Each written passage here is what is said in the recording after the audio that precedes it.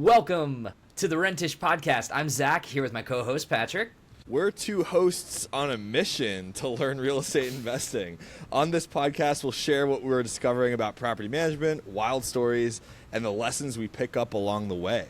And that's the fun part. We're learning as we go, just like you. We bring in experts to guide us, break down the tricky stuff, and figure it all out together. Let's laugh, learn, and dive into real estate. Patrick, holy moly, the producers changed the script on us. I know, literally that at the threw me last for a minute. loop.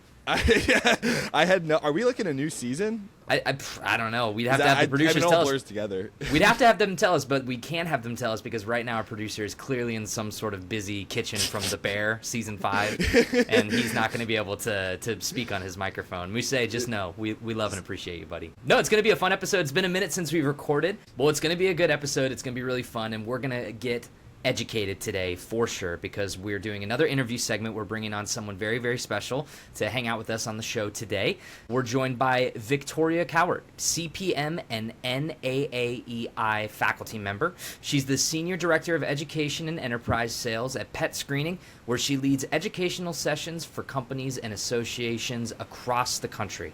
She's also served the industry at the local, state, and national levels, most recently as National Apartment Association Region Vice President, 2021 Legislative Committee Chair, and Certified Mental Health First Aid Instructor. What a resume. Victoria, thank you for coming on to the show. Well, thank you guys for having me. I love the learn and laugh methodology here. I think you got to laugh all the time.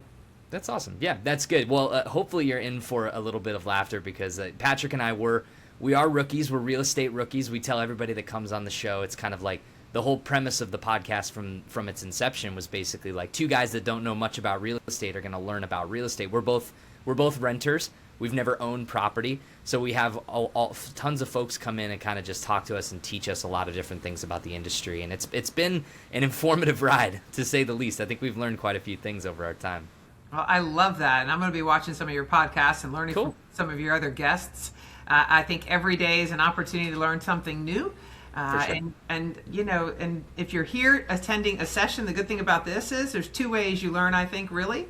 Failure and attending a learning opportunity like this, a session or a course of some kind. If you're not doing one of those two things, you're probably not learning. Okay. And this is way less painful than the other option, which is failure. We like to think we're the Flintstones gummies of pain. It's kind of like, you get your vitamins, but it's pretty much enjoyable the entire way through. It's not like you're getting a shot at the doctor's office or anything like that. So, are you guys pedaling underneath your desks right now? No. That's my best memory of Flintstones, watching them move the cars. Oh, yeah. That's awesome. Okay. Well, I would love to hear a little bit about your story. We have some questions about what it is you do. We want to know about pet screening, obviously. Yeah. But kind of give us an introduction for who you are as a person. Like, what was your journey to get into real estate and pet screening and property all this stuff that we're kind of doing with Rentish being like property management, real estate. Obviously, pet screening has a huge part to play in all of that. So we'd love to hear about your story. What makes you tick? Well, 1.0 me was an operator, and I got there because, first of all, I have to say I'm a unicorn. Most people in property management accidentally fall into property management, right? When you decide to become an investor or an owner, that's a decision, not accidental, right? But many folks get into property management accidentally. Somebody says, you're living here, you're working part-time, do you want a full-time job? And all of a sudden they're working at the property they live on. I was a young person living in a particular neighborhood, had become acquainted with two of the maintenance guys on a neighboring property. And they talked about their job, seemed to like their job. And I started thinking about property management. Like, well, this sounds like a cool gig. So I'm 18 years old. They said, well, here's the name of the owner of the property. So I called him. I said, do you have any openings? He said, no. I said, well, I understand you have 4 properties. He said, yeah. I said, you have 4 property managers? I understand that's what they're called. He said, yeah. I said, well, who helps them? He said, what do you mean helps them? I said, well, they take a day off. Your properties, I'm told, are open 6 days a week. What happens when they take a day off? Well, nothing really. I said, so their work just piles up and nobody's there to really be helpful to the customers? Like, I could do that.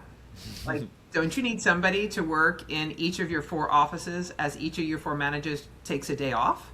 Sure. And then maybe your biggest property, I go help them an extra day a week? Like, doesn't that sound like that might make sense for your company? So I talked to him about a job and then asked him to give me the job. He said, come interview. And I still love this man to this day. He said, I'll talk to you. Let's just talk. And I said, okay. He gave me the keys to the model. He said, go look at the model, come back and sell it to me. I said, okay. I went to the model, I'm 18, I come back, I sell it to him. He said, okay, I'm creating the job and I'm giving it to you. What just happened here? I said, awesome. you, sir, were sold, and I'm going to rent your apartments that same way. And he said, good. And so that's how I got into the business. I worked for that company for 4.5 years. After I got married a few years later, went to work for another company. I was 22, taking on 256 units and a staff of 10, including myself. I don't know what they were thinking or drinking. That was a crazy ride. The manager before me had gotten her spleen damaged by the renters there because they were a raucous bunch of people. But it was a great ride with that company. Spent a few years with them. Then went on to 2 other companies. As an operator, I worked for 4 different companies over a span of 35 years. And my last portfolio was apartment communities, mobile home communities, and HOAs.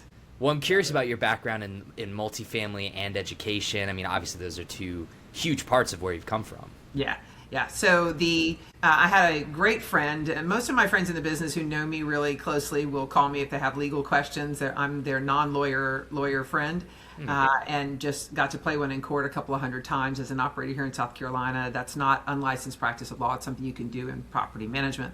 And so I dug into that, always loved that, and was always pretty good at that element of my job, understanding all the legislation that impacts us, how to walk and talk in court, and people would call me. And so I have an attorney friend who I absolutely adore, and her name is Judy, and she called me one day and said, come help me teach at the Association of Realtors. Okay. So I taught for 9 years at night. About 12 times a year I would teach from 6 o'clock at night till 10 o'clock at night. At the end of my workday, at the end of the workday of all the people in the room. So we're all pounding the Starbucks triple shot lattes, and we're making it through. And you have to really learn how to engage a group and keep things simple. Because they have to pass the test. If you're not helping them pass the test, you're not going to keep the teaching gig, and you're not going to get to have that kind of fun.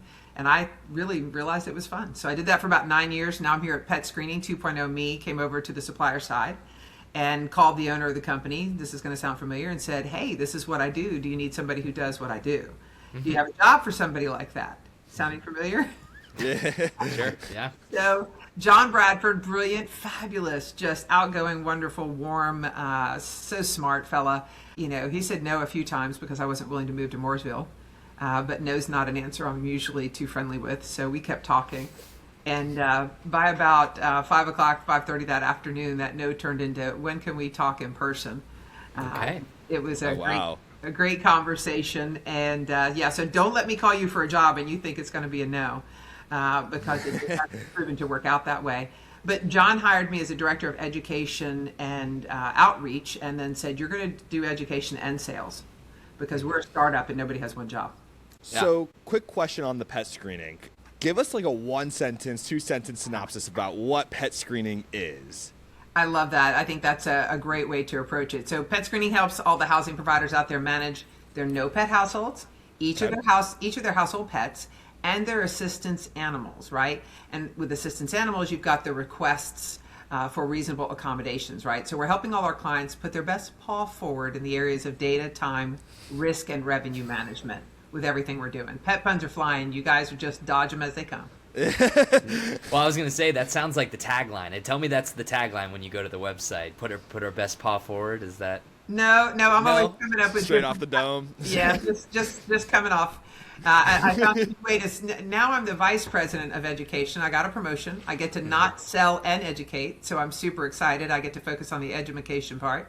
Yeah. And I was looking for new ways to sign my emails because I've been signing them meow regards for 5 years. And because I'm the kitty person, I said to John, you sign your emails woof regards. If I come to work for you, can I sign my emails meow regards? And he said, you can sign them any way you want. And so now I'm signing them pausing, P-A-W-S-I-N-G, pausing for education. That's cute. Very good. Love it. Dodge all the puns. They're just going to keep quiet. They're great. No, let them I loose. love them. We love them. Yeah, keep them coming. We'll be ranking them at the very end of the podcast. We'll do a ranking of puns. Yes. Well, did you say you're a cat person or a dog?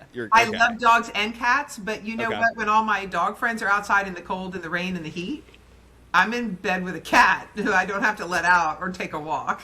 No, I'm with you 100%. I also like dogs, but cats is just like they're easy. Yeah, it's like a cheat code to owning a pet. Like they know how to go to the bathroom in a box themselves, you know? Yes, it's yes. crazy. And you don't have to come home at a particular time. Having cats is like having a teenager. Having a dog is like having a toddler. Okay. I Right? get that comparison. That makes sense. Yep. But I want to go back for just a second, because one thing I didn't say in my quick sentence overview is we're free. We provide the service, helping folks really get a handle on, as I said, their no pet households, their pets and assistance animals, and the whole fair housing thing of accommodation requests. You know, we're doing all that data, time, risk, and revenue management, but we're doing it at no cost to our industry clients. That's the cool thing that John Bradford and his team, his initial team, you know, came up with, and I think it's brilliant. For sure. That's awesome. Well, I mean, clearly you're passionate about it. Yeah. Is the passion just from like a general love of like animals and like making sure, like, or did it come from a specific places, like you as a renter, you as a homeowner, like in your, like where did this where did it come from? I would love to hear about that. Well, as an operator, I had at my largest in my last portfolio, I had 20 assets. And so there were 13 mobile home communities, 7 mobile home communities, 13 apartment communities, and then 5, 6, 7, 8 HOAs at a time just for fun. But in my work running the assets and the teams, I was the person who all the reasonable accommodation requests would come to. Reasonable accommodations for changes or adjustments to policies, and or reasonable modifications for changes possibly to the structure of the property or parking spaces or things of that nature. So I handled all of this. And I didn't realize as an operator that there was a pet screening. And when I realized that there was a pet screening out there, and I knew how much time I had spent on it, and I knew how intimidating fair housing was to the industry, right? Because if you get something wrong and somebody asks for a service animal at an airline, they're not going to sue that desk agent. They're going to sue Delta. But in our industry, when they have a fair housing complaint and or lawsuit, that leasing agent who's sitting at that front desk with a month of experience in the business, their name's going to be on the HUD complaint and or HUD lawsuit, their name, and potentially their personal assets along with their company's assets, because everybody in the chain of communication and command is going to be on that complaint and that lawsuit. So I have a fair housing class that I've written called You Bet Your Assets, because these folks are betting their assets on their understanding of fair housing in the business. That's intimidating and tough. You know, some people are going to leave the industry thinking, this is so complex, is it worth it for me, right? Or be frustrated by the industry. And I don't want that. I want them to love the industry like I do. And this is something we can move out of their way. It doesn't have to be intimidating in their day, and they can get on to the other things that they really love. Most folks get in the business because they love delivering value and experiences, value to the owners and investors and renters, experiences to the renters, and that's what fills their tank. This scary, intimidating stuff, others should move that out of their way so they get to the juice, right? That's an awesome way to look at it. I mean, like, speaking about two guys that don't really know much about real estate, property management, and all this stuff, like, this whole podcast has been a learning experience for us, but it's been great to have people that have come in and be great teachers that are able to kind of take what they love, take what they're passionate about, distill it down, and make it sure that we're able to kind of handle it in like little bite-sized chunks. And it's really fun to be able to learn that way. You're a teacher in many ways, shape, and form, and and it's got to be so fulfilling to be able to watch as people, you know, you pass on that information and watch them grow and take it and, you know, do their own awesome stuff with it, you know? Yeah. The light bulb moments really are the juice for me. And, you know, I've got all those experiences on site working with people and helping them find their homes and having them walk into a new home that's nicer than anything they've ever lived in, and the tears and all the great joyful moments on site. But I realized in those 9 years I was facilitating education at night that I really loved giving those light bulb moments. So when COVID came and in 2020 I got a chance to do a 2.0 kind of move, it was a friend of mine, another John, who I sat down at lunch with and kind of had my light bulb moment. And he said, let me introduce you to John Bradford again at pet screening, because I'd met John B. once before. He said, let me introduce him to you again. And so I had my light bulb moment and you know, came to this conclusion that teaching and facilitating is something I really, really love. Helping people in the industry feel consistent, confident, and graceful. Yeah. That just fills the cup up. It's awesome.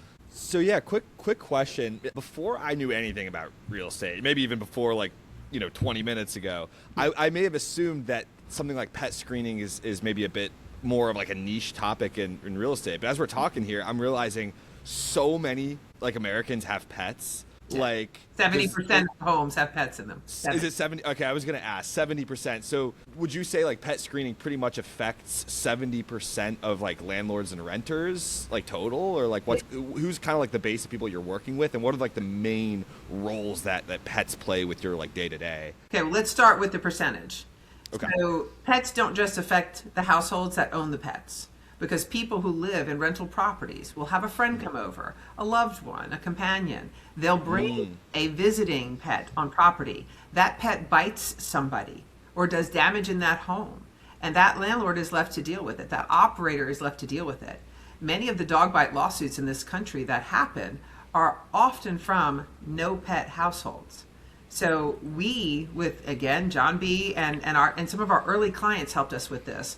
I think it was maybe First Communities that might have helped us understand that we needed not only a household pet profile, which is a digital record about the pets, and one about the assistance animals. We needed a no pet profile so that you could have folks say, I don't have any pets, and I understand I'm not supposed to have any visiting pets either, outside my home, inside my home, for any length of time, period.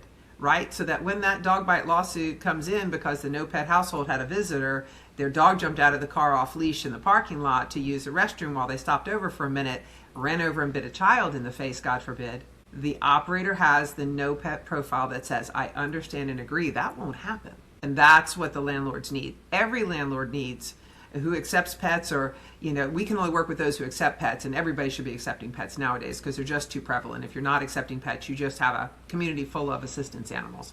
But there's no de facto assistance animals, some of them, right? So every household is impacted by this. That's a rental household. Every owner and operator of a household that's a rental needs to focus on their risk management, right? So 66 to 75% of households, will settle on 70%, don't have to argue there, have pets or animals. That, by my math, means there's got to be, at 1.6 of these per household, you got to have north of 51 million pets in housing. Yeah. It's out there, it's everywhere. Only 40% of households have children. Pets are the new kids, and so we have to deal with this as operators. We should be screening our renters, and we have to be screening their pet and their furry family right there with them. That should be happening together. So what are some of, when you say screening the pet / furry family, I like that word. What are some of the main like screening, I don't know if tactics is the right word, or things that you look for when screening a pet? So folks who are out there operating, who are accepting pets, have pet policies oftentimes, right? What breeds don't they accept? Only about 20% of operators are operating without breed restrictions right now, right? So 80% of the operators out there have breed restrictions. About 30% are operating without a weight limit, so the other 70% have a weight limit, right? And so they have pet policies, and we set up a system for them where we input their policies, their restrictions into our system, and we're going to give every pet a 1 to 5 paw FIDO score. Go ahead and fall in love with that because it's cute. It took me a second, but wow, that's pretty funny. I love the puns here; they're so great. Did you create that one, or is that like an industry standard term? Nope, that is trademarked to pet screening. That is John B. Okay. Wow. You guys have to know too. Let me not bury the lead. We were the first out of the box. This is his idea. Everybody else out there is a come along. They've come along after we proved that this business model makes sense. We're 8 years in the business. We're in almost 8 million doors. 1 out of every 7 rentals we're serving, right? Whoa. Right? We're the big dog, the original OG dog, right? And so it is awesome to be us. And so we've got it really is. We've got a FIDO score for every pet, 1 to 5 paw. But whatever our clients tell us, now think about it, if you're managing multiple properties, quadplex here, 10plex there, 50 apartments here, 100 there, and you have different owners, they have different policies. It can be tough for a company to keep all that lined up. I've done third party and owner operated management, and it can be tough. And so we can set this up for our clients where property A, this 100 apartments over here, has one set of pet policies. Property B of 50 over here has a different, right? And so we'll put those restrictions in. And we also have additional restrictions if they say they require spay or neutering, right? That can be a restriction. And whatever the pet, when the owner of the pet parent, creates the pet profile. Anything in that pet profile of all the data points and 20 some odd additional behavioral and history questions about that pet and pet parent, if they trigger anything on those restrictions, we'll deliver a 0 FIDO score on that pet. So the people operating that asset or those assets know this pet's a no. And they don't have to keep all that in mind, right? And then they can go look at the profile and see why.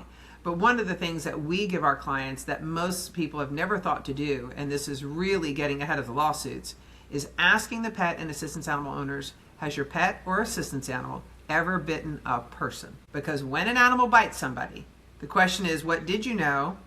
And if you knew nothing, well, that's not going to help you, because then they're going to ask you what you should have known and what you did about it.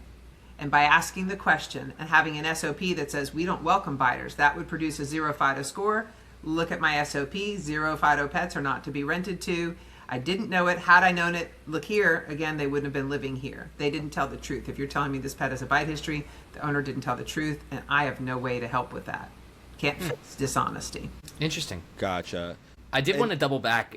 Sorry, Patrick. I did want to double back no. really quickly. The difference between pets and assistance animals, because you did bring up a quick moment where it's like, Yeah. I know that you said it with kind of like a jest in your voice, or saying like if you don't accept pets in your place, you're basically just accepting a whole heck of a lot of service animals. Yeah. So, what is that difference? I mean, because that's the thing is that like as we're both renters, Patrick. I don't know if you can give your opinion too. It's like I see a lot more places when I was hunting for my last place, like. There's a lot more places in Cincinnati than not that I found that were like no pets allowed, no pets allowed, no pets allowed. So like what's the difference to you? I mean, emotional support animals, service animals, like how does this all come into play really?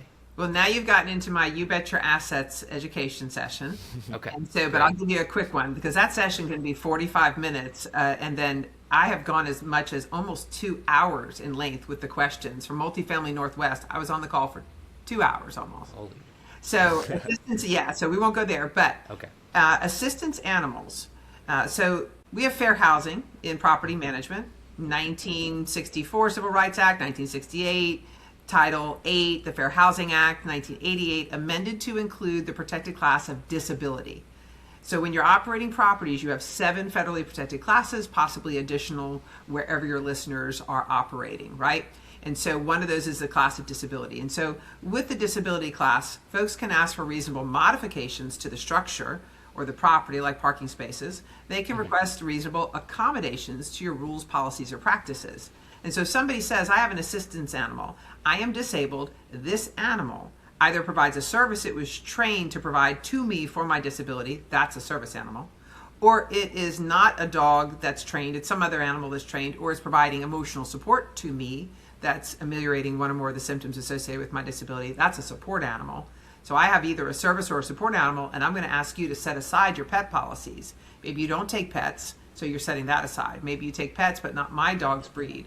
Maybe you don't take a dog my dog's size. So I'm asking for a reasonable accommodation to your policies or practices to make room for my assistance animal that essentially is an assistive device to me, whether it's a service or a support animal. Part of my, we'll call it my treatment plan, my life plan for living with my disability. And you have to receive all reasonable accommodation requests, consider any request that comes your way. Even if they say I have 6 emotional support chihuahuas, now your listeners probably can't see my face to hear me say this, but they walk in and say, I've got 6 emotional support chihuahuas, happened to a client. They need to have resting, watch me you guys, resting, fair housing face, right?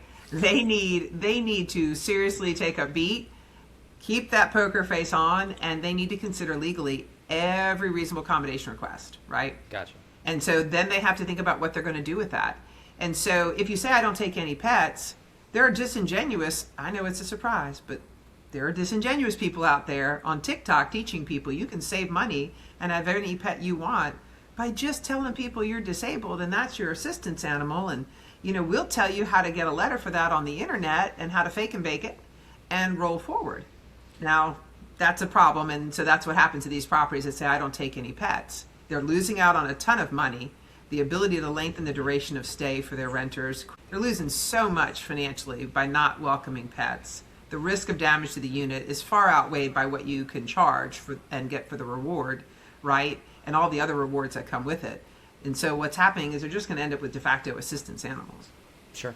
Gotcha. So essentially, if somebody has a no pet policy, people, because of these like fair housing laws and things like the support and service animals, people can have animals in their unit anyways, essentially, and then the landlord who has the no pet policy is then missing out on pet rent and pet deposits and things like that. Is that kind of like the general gist? That is the general gist. There are Okay. pet fees or deposits that move in. There can be monthly pet fees. And these folks are supposed to, disabled individuals have this as a federal civil right. And I think that it's wonderful. Everybody with a disability should have a treatment and a life plan for having most wonderful life and their ability to function and the quality of life that they can achieve with anything that we can work with for them in our housing, right? Reasonably. But the folks who are going out there faking and baking it to save $1 or get a pet where they want a pet where it's not supposed to be, they're making it harder for all the disabled folks out there, right? Yeah. And so pet screening without being a barrier to the disabled is actually standing up for their rights of the disabled by having a process. We help our clients by taking on the entire reasonable accommodation request process. Because to your question, Patrick, they're not just supposed to have them in their home, they're supposed to request a reasonable accommodation to that owner's no pet policy, or pay for a pet here. No, this isn't a pet. The accommodation is it's an assistance animal accommodation for the disabled, right? So they're supposed to go through a process to do it. But a lot of folks are okay with going through that process disingenuously and making it up as they go along. Gotcha. Okay. You mentioned the hidden pets aspect, so it's like someone that maybe just doesn't decide to go through the compliancy at all, and they're just like hiding it. How do you be compliant to that aspect as a landlord or property manager? I mean, like, are there ways that you have to handle that very delicately? I'm assuming you can't really go at that very strong. Well, you can have a great policy that protects your assets, then also shows you these kind of things that you need to know. When I had the assets, the 13 apartment communities, we had a policy that every apartment was visited. A quality assurance visit took place every quarter, right? And so you're going in and you're looking at every apartment every quarter. You're looking for maybe things that maintenance didn't finish doing for the renter. They patched the wall, but they didn't sand and paint it. Maybe there are things that haven't been reported that could be damaging to the asset or costly to the asset operator. So they want to go in and do that, write work orders when you see it. Maybe you're finding evidence of pets in the house. Maybe as you're walking past, you see that telltale breakage of the corner of the blinds in the window where the cat pushed through so they could sit in the window and enjoy the sun that day. Maybe maintenance is visiting periodically to replace air conditioning filters or check on something, or they're doing a work order. And every time they go in a unit, unless they know for certainty, they've told you this 12 times, that renter has lived there for how long, every time they go in a unit and see evidence of a pet, they're reporting that back to the property management team, right? So they can do their due diligence for risk and revenue management, data and time management, right? So those are the ways you look at this. Inspections, check from the outside. Cats will give you a telltale. Maintenance can be checking on it all the time as well. Okay, cool. Gotcha. I have like some hypothetical questions here. I don't know how in the weeds we want to get. But so, because I feel like when we're talking about pets, a lot of this conversation revolves around cats and dogs. You know, what about like things like, for example, like fish or like hermit crabs or things that, like, I don't know, I kind of consider to be more like decorative than like, not to say that they're not animals or anything like that, but there's a difference between owning a fish tank and then like having like a I don't know, a German Shepherd, you know what I mean? So like, how did like non-cat and dog pets, like maybe caged pets, how do those fit into this whole conversation with people with no pet policies and things like that? Yeah, absolutely. Great question, Patrick. So let's talk about the caged animals. We'll call those the exotics, although they might not be too exotic. It could be a hamster, right?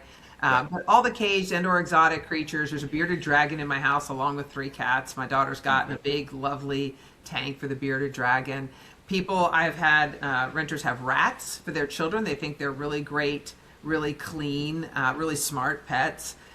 We see rabbits at pet screening a lot, and HUD has previously declared them basically a domesticated animal. So landlords, it's incumbent upon them to have great policies and practices, right? Do you welcome fish tanks? What's your tank limit? Do you require renter's insurance that specifically covers the tank? Because I sat in my house one day and listened to a noise that I didn't understand, and then a gush as a 40-gallon tank with freshwater fish in it shattered all on its own. and flooded the apartment I was living in as the manager of the community, right? So your landlords have to have policies. Fish are welcome, tanks over this amount have to be, have insurance. Tanks are welcome up to this amount, nothing bigger than that. They have to think through these policies. Do you take chinchillas? Maybe yes, and hamsters, yes. But do you allow ferrets? Probably not, because even descented, they're smelly, right? Do you take small birds? Sure, but do you take the big ones? Because I've seen people let them run amok and chew all the door frames. How do you feel about that? So as a landlord, you have to come up with your policies and your SOPs for how to handle that, and know the risks and what you're willing to tolerate, and charge where you're taking any risk of damage or liability, and rock on. Where people are welcomed with their furry families, their beaked bird families, their little rodent families, that's where they want to live. And when you have not pet friendly, pet tolerant, but pet passionate policies, you can increase the length of the stay of the renter by 21%. Money drop, not mic drop, money drop. At an $1,800 a month rent, that's almost $10,000 more per renter that you're welcoming to one of your rentals. And they're staying almost 6 months longer than the national average of 27 and a half months, bounce that up to 33 months. Sorry, Pat, would some of these animals, like you call them like exotic, whatever you want to call them, they would have their own, do you have ways to track them with pet screening and have a FIDO score for an animal like that? Or is that something that's like on the roadmap? I know that must be harder for you, but like, I'm curious where you guys are at with that. We do have pet profiles for other pets, non-traditional pets. Okay. And we have seen many folks request non-traditional and even barnyard variety animals for reasonable accommodations for people living with disabilities. And so we've experienced everything from pigs to bearded dragons to cats to dogs to rabbits to snakes. Between the pets and assistance animals, we've probably seen most things. I do know there are landlords out there that say every creature that's not human in your house has to go through pet screening and have a profile, right? And I have others that say if it lives in a kennel and doesn't come out of a kennel or cage, no. Anything that comes out of a kennel or cage, that's where our risks really exist. And that's what we want to have a pet profile on, right?